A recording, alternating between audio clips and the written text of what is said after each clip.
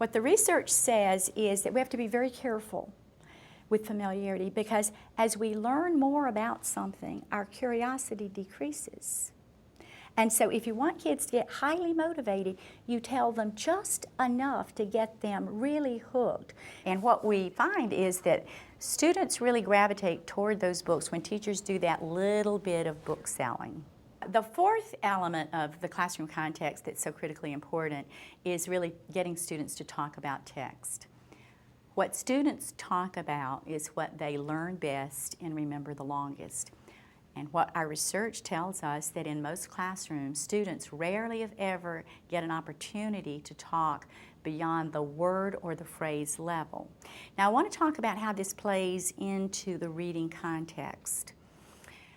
What really pays off is getting students to talk about text and using text language as they talk, that wonderful vocabulary that authors use.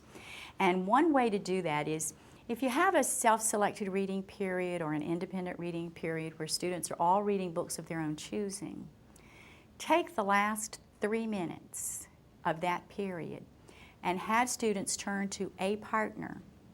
And what they do is they simply talk for 30 seconds to a minute about what they read that day.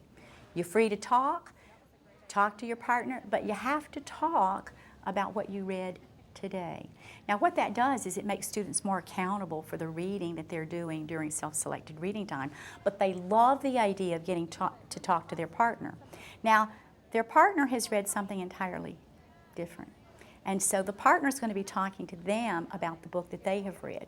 What we have found is that in classrooms that do this over a period of time, more partners tend to read the same books, because I hear a little bit about Frog and Toad, and the more you tell me about Frog and Toad, the more I think, oh, I could read that book.